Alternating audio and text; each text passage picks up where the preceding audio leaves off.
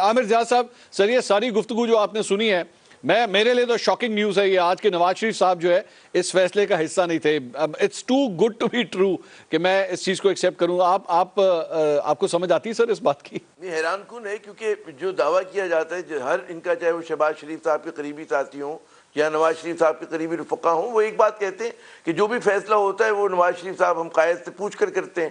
تو اگر اب یہ ڈسٹنس کر رہے ہیں اپنے آپ کو، اور آپ یہ دیکھیں کہ باجوہ صاحب کے بڑے احسانات ہیں شریف خاندان پہ اور بشمول نواز شریف صاحب پہ. وہ یہ کہ جناب جس طرح ان کو ملک سے باہر بھیجا گیا سب کو پتہ ہے.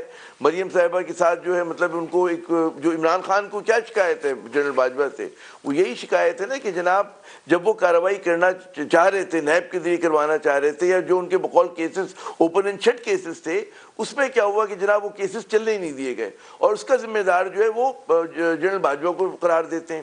جنرل باجوہ کے ساتھ بڑی ایک ڈیلیما ہے میں سمجھتا ہوں.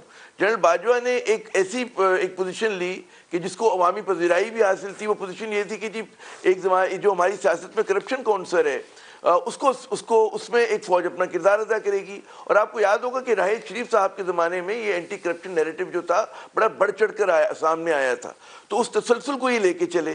لیکن جب بالکل کہتے ہیں نا کہ جب ان کے آخری چند ماہ رہ گئے تھے تو انہوں نے وہاں پر ایک بہت بڑا یو ٹرن لیا. تو پھر وہ ہوتا ہے نا کہ نہ خدا ہی ملا نہ وصال صنم، نہ ادھر کے رہے نہ ادھر کے رہے. تو وہاں پر یہ ہوا کہ وہاں عمران خان سے یہ بھڑ گئے.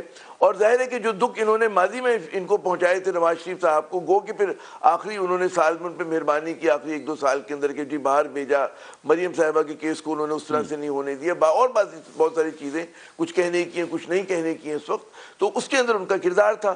لیکن ظاہر ہے کہ جو نواز شریف صاحب کا ایک پورا ایک آپ کو پتہ ہے کہ ان کی یادداشت ہے، اور آج سے نہیں ہے، آج صرف نواز صاحب کے زمانے سے ان کا ایک فوج کے ساتھ ان کا ایک رفٹ رہا ہے. ہر جو آرمی چیف انہوں نے خود چاہے اپوائنٹ کیا ہو یا ان کو ملا ہو، اس کے ساتھ کنٹرڈکشن رہا.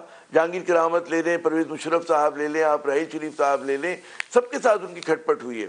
تو ان کا فوج کے خلاف ایک رویہ ہے، ایک ان کا بغض ہے، اور وہ سمجھتے ہیں کہ ان کی جتنی بھی مشکلات ہوئی ہیں اس کا ذمہ دار کسی نہ کسی حد تک یہ ادارہ ہے. اب ظاہر ہے وہ کھل کے ادارے کی بات نہیں کرتے، وہ افراد کے اوپر جو ہے وہ انگشت نمائی کرتے ہیں.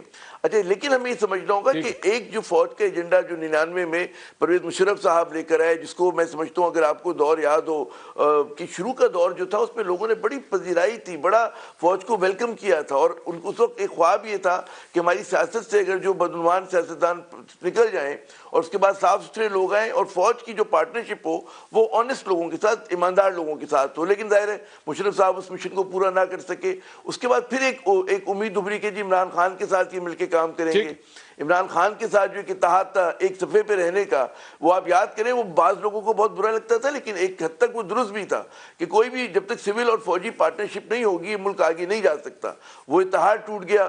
وہ اس میں عمران خان نے باجوہ صاحب کا دل توڑا اور باجوہ صاحب نے عمران خان کا دل توڑا، تو وہ ایک الگ بحث ہے. لیکن اگر ہماری یہ میچیور سیاست ہوتی منصور صاحب، تو جب انسٹیٹیوشنز فیصلہ کرتے ہیں تو اپنے پروجیکٹ کو سیل تھرو کراتے ہیں، اور اسی طرح جو ان کے سویلین پارٹنرز ہوتے ہیں وہ بھی پھر بڑا مطلب سوچ سمجھ کے جو ہے اقدامات کرتے ہیں. ہمارے یہاں جو کیڈاگزم ہے اور ایک دم گھوڑے بدلنے کی روایت ہے، اس سے ملک کو بڑا نقصان پہنچا.